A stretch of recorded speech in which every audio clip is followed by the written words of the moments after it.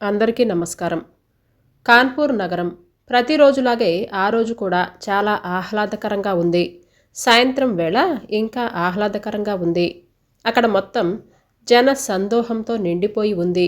చిరు వ్యాపారులు అక్కడ బళ్ళు పెట్టుకుని వ్యాపారాన్ని మొదలుపెట్టారు. ఎవరికి వారు వారి వారి వ్యాపారాలలో తల మునకలు అయ్యారు.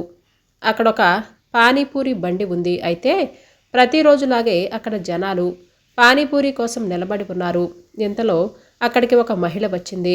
చూడటానికి సాదా సీదాగా ఉంది. ఒక కళ్ళజోడు కాటన్ చీరలో సాధారణ గృహిణిలా ఉంది. కానీ అసలు సంగతి ఏమిటంటే ఆ మహిళ ఎవరో కాదు, ఆ జిల్లా కలెక్టర్ స్వయాన డిఎం మేడం మారువేషంలో అక్కడికి వచ్చింది.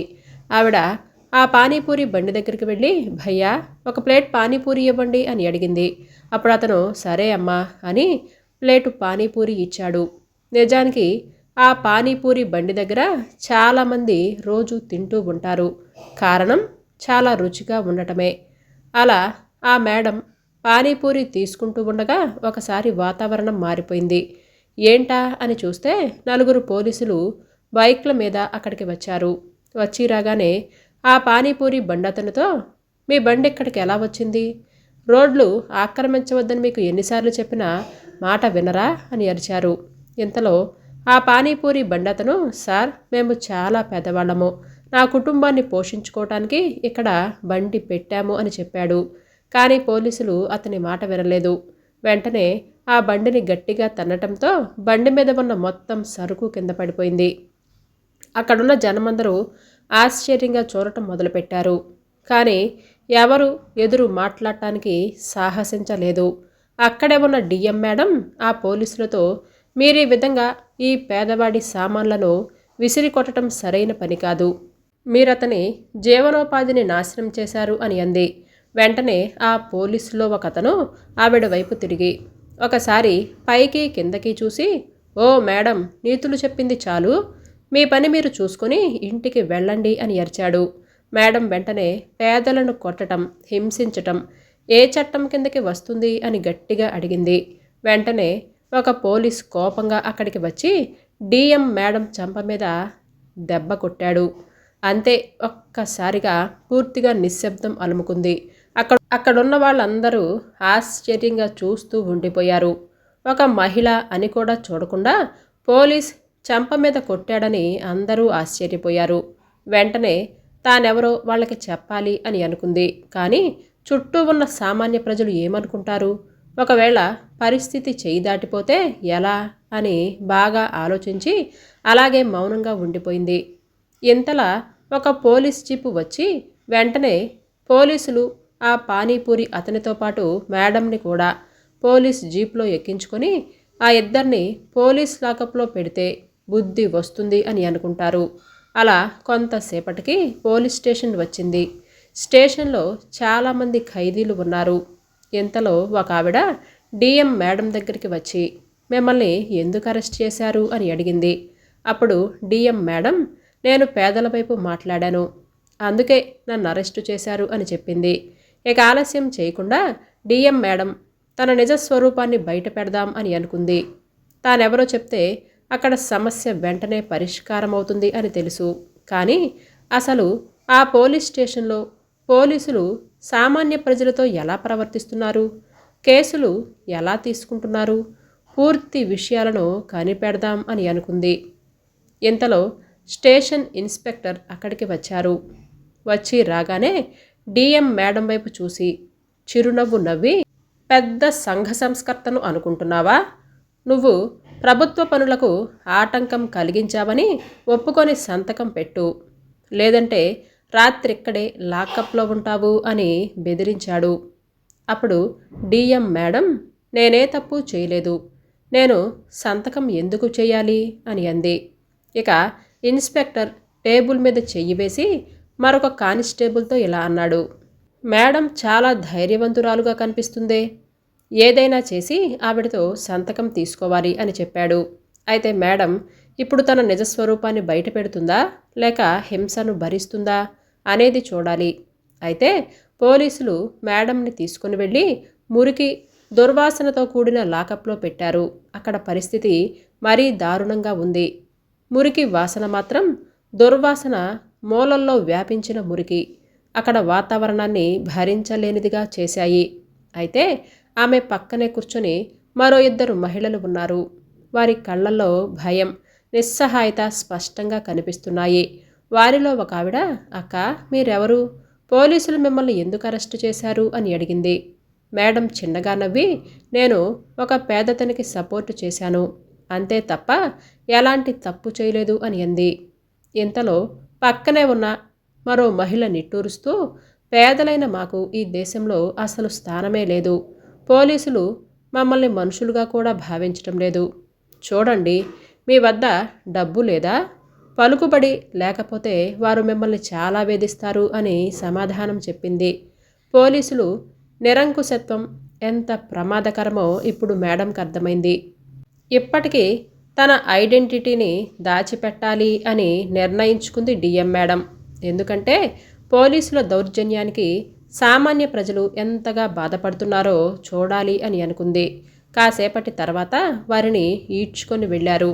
ఇన్స్పెక్టర్ తమిద్దరిని కానిస్టేబుల్తో వచ్చి మేడం వైపు చూస్తూ, పదండి సంతకం పెడుదురు గాని అని అన్నాడు, తన చేతిని ముందుకు చాపమని.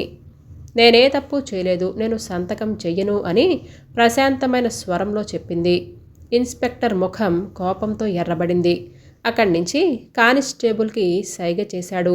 హఠాత్తుగా ఒక కానిస్టేబుల్ వచ్చి మేడం జుట్టు పట్టుకొని గట్టిగా లాగి తల వెనక్కి నెట్టాడు. ఇప్పుడు సంతకం చేయమని బలవంతం చేశాడు. ఆమె ఇది తప్పు, అన్యాయం అని అంది. కానిస్టేబుల్ మాత్రం వెటకారంగా నవ్వుతూ, నువ్వేమైనా లాయర్వని అనుకుంటున్నావా? తప్పు అన్యాయం అంటున్నావు అని అరిచి మేడం చేతిలో సంతకం చేయించడానికి ప్రయత్నించాడు. కానీ ఆమె మాత్రం లొంగలేదు. దాంతో ఆ ఇన్స్పెక్టర్కి మరింత కోపం వచ్చింది. అతను మరో కానిస్టేబుల్ని పిలిచి ఆవిడతో ఎలాగైనా సరే సంతకం చేయించండి అని అరిచాడు. అప్పుడు ఆ కానిస్టేబుల్ మేడంని పట్టుకుని బలవంతంగా లాకప్ నుంచి బయటికి తీసుకెళ్ళాడు. ఆ తర్వాత ఆమెను ఒక గదిలోకి తీసుకొని వెళ్ళి గట్టిగా లాగి తోసేశాడు.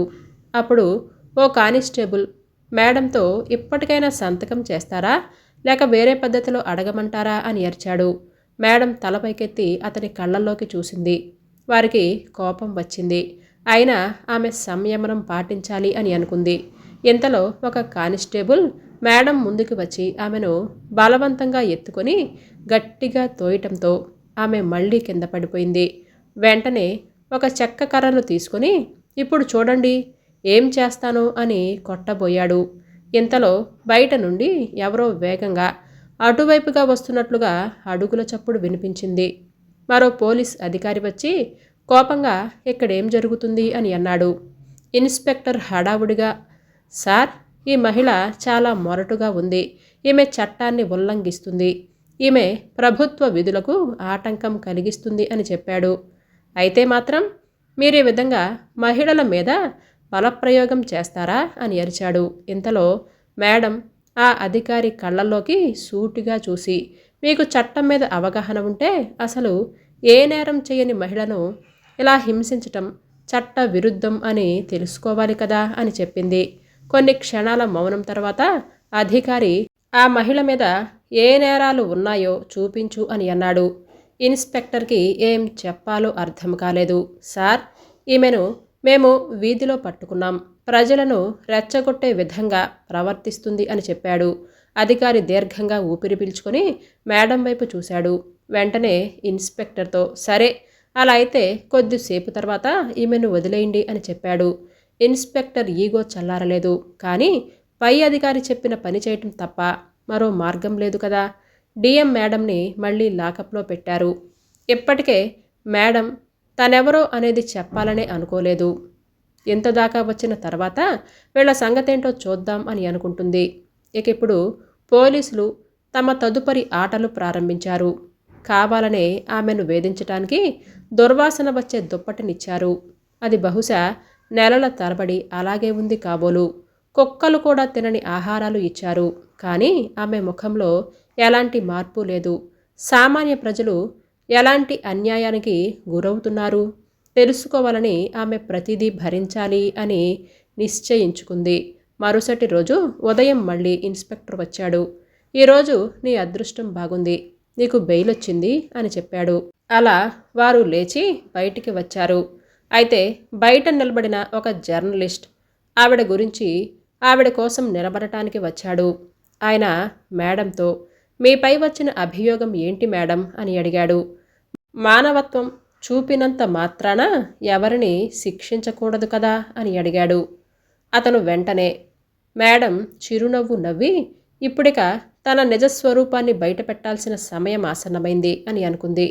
మేడం ఇంకా స్టేషన్ బయట నిలబడే ఉంది, కానీ ఆమె ముఖంలో ఎటువంటి ఆందోళన కనిపించలేదు. జర్నలిస్ట్ అడిగిన ప్రశ్నలకు సమాధానం చెప్పకుండా మౌనంగా పోలీస్ స్టేషన్ చుట్టూ చూసింది. ఇంతలో అక్కడికి కొందరు పేదలు ఫిర్యాదులు చేసేందుకు వస్తే పోలీసులు వారిని బెదిరించి పంపేయటం చూసింది. ఇక ముసలావిడ ఏడుస్తూ, సార్, నా కొడుకును కారణం లేకుండా పట్టుకున్నారు అని ఏడుస్తూ చెప్పి, మీకు దండం పెడతాను సార్, నా కొడుకును వదిలేయండి అని ప్రార్థించింది. కానీ అక్కడే కూర్చున్న పోలీస్ అతని వైపు కన్నెత్తి కూడా చూడకుండా బెదిరించటం మొదలుపెట్టాడు. ఇక్కడి నుంచి వెళ్ళిపో, లేదంటే నిన్ను కూడా లోపలికి పంపిస్తాను. మేడం రక్తం మరిగిపోయింది ఆ మాటలు విని. కానీ తనని తాను నియంత్రించుకుంది. తన గుర్తింపును వెల్లడించడానికి సరైన సమయం అవసరం అని అనుకుంది. ఇంతలో ఒక పోలీసు డిఎం మేడంతో మీకు బెయిల్ వచ్చింది కదా, ఇక్కడ ఎటువంటి అది ఇది చేయకుండా మర్యాదగా ఇక్కడి నుంచి వెళ్ళిపోండి అని చెప్పాడు.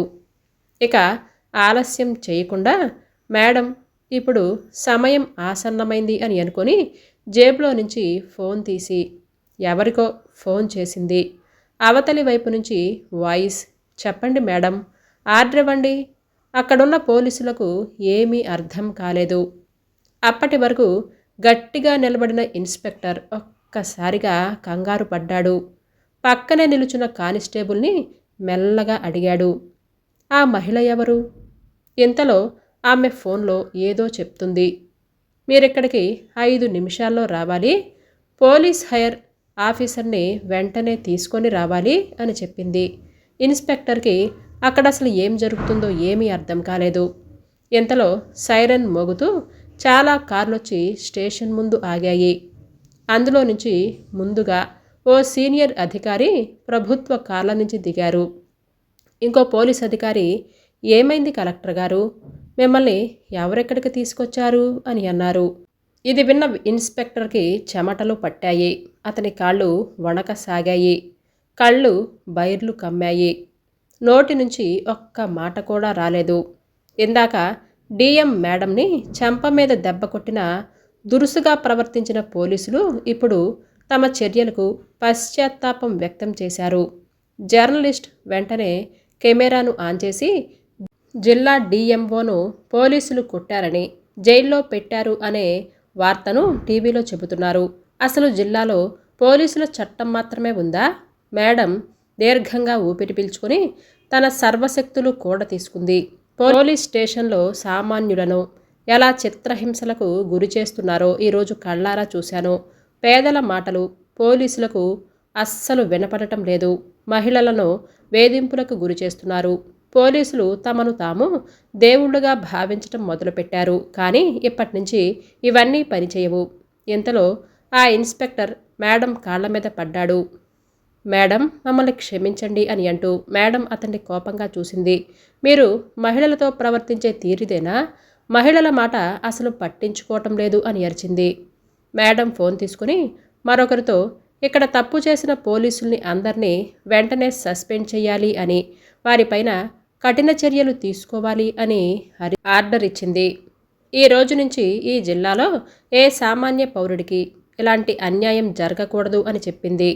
ఇన్స్పెక్టర్ మిగతా పోలీసులు వణికిపోతూ ఉన్నారు. తమ కెరియర్ ముగిసిందని వాళ్ళకి అర్థమైపోయింది. పోలీస్ స్టేషన్లో మొత్తం నిశ్శబ్దంతో మునిగిపోయింది. మేడంతో తప్పుగా ప్రవర్తించిన అందరూ ఇప్పుడు మోకాళ్ల మీద కూర్చున్నారు. ఇన్స్పెక్టర్ అయితే పదే పదే చేతులు జోడించి వేడుకుంటున్నాడు. క్షమించండి మేడం, మేము తప్పు చేశాము, మీ గురించి మాకు తెలియదు. కానీ డిఎం మేడం ముఖంలో ఇప్పటికీ అదే కఠినత్వం ఉంది. నిజాయితీ గల అధికారి ముఖంలో ఉండాల్సిన అదే తేజస్సు ఉంది. నేను డిఎంని కాకపోయి ఉంటే నన్నిలా అర్థిస్తారా? పేదవారినైతే దూషణ చేస్తారా? ఏ సాధారణ మహిళను అయితే ఇలా ప్రవర్తిస్తారా అని అరిచింది. ఇన్స్పెక్టర్ తల వంచుకొని మౌనంగా ఉండిపోయాడు. అతని దగ్గర సమాధానం లేదు. కానీ అతని పక్కనే ఉన్న మరికొంతమంది పోలీసులు ముఖాలలో ఇప్పటికీ గర్వం కనిపిస్తుంది. మేడం చుట్టూ చూసింది. కొందరు జర్నలిస్టులు లైవ్ రిపోర్టింగ్ చేస్తున్నారు. కెమెరాలు ఆన్లోనే ఉన్నాయి. మొత్తం విషయం మీడియాలో వ్యాపించింది. మేడం దీర్ఘంగా ఊపిరిని పీల్చుకొని, ఒకసారి ఇలా వినండి. ఇక్కడ ఎంతమంది ఉన్నారో చూడండి. ఈ పోలీస్ స్టేషన్లో ఎలాంటి అరాచకాలు జరిగాయో చెప్పటానికి స్వయంగా నేనే సాక్ష్యం. ఒక వృద్ధురాలిని తరిమివేయటం, ఒక పేదవారి ఫిర్యాదు వినకపోవటం, నన్ను జైల్లో పెట్టటం, కొట్టటం అన్నీ నా ముందే జరిగాయి. అసలిది ఎలాంటి న్యాయం? మేడం ఈ విషయం చెప్పగానే వెనక నుంచి ఎంతోమంది పేదలు ముందుకొచ్చారు. వారంతా కన్నీరు మున్నీరుగా విలపించారు. ఈ పోలీసులు డబ్బులు తీసుకుంటారు అని, మమ్మల్ని తప్పుడు కేసుల్లో ఇరికిస్తారని, మా కోడలిని వేధిస్తారు అని చెప్పుకొచ్చారు. పేదలైన మాకు న్యాయం జరగటం లేదని వాపోయారు. మేడం కళ్ళల్లో కోపం స్పష్టంగా కనిపించింది.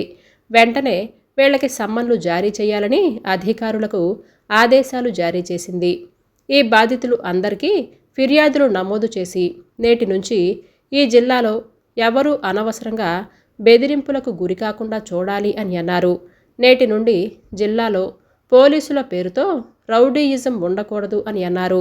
ఆ తర్వాత ఫోన్ తీసుకుని నేరుగా ఉన్నతాధికారులకు ఫోన్ చేసింది డిఎం మేడం. హలో సార్, నేను ఈ జిల్లాకి డిఎంని. నేను స్వయంగా పోలీసుల దౌర్జన్యాలను అనుభవించాను. ఈ పోలీస్ స్టేషన్లో నన్ను కొట్టారు కూడా. ఈ మొత్తం పోలీస్ స్టేషన్పై విచారణ జరిపి బాధ్యులైన పోలీసులను వెంటనే సస్పెండ్ చెయ్యాలి అని డిమాండ్ చేశారు. అప్పటికే ఇన్స్పెక్టర్ పరిస్థితి బాగా క్షీణించిపోయి చేతులు కాళ్ళు మొద్దుబారిపోయాయి. డిఎంకు పోలీస్ ఉన్నతాధికారి నమస్కరించి, మేడం, ఈ ఘటనకు మేము సిగ్గుపడుతున్నాం. జరిగిన ఘటన తీవ్ర దుమారం రేపుతుంది. తప్పు చేసిన పోలీసులపై కఠిన చర్యలు తీసుకుంటామని హామీ ఇస్తున్నాం. అనవసరంగా ఎవరిని వేధించకుండా ఈ పోలీస్ స్టేషన్లో ప్రతి చోట సీసీ కెమెరాలు ఏర్పాటు చేస్తాము అని హామీ ఇచ్చారు.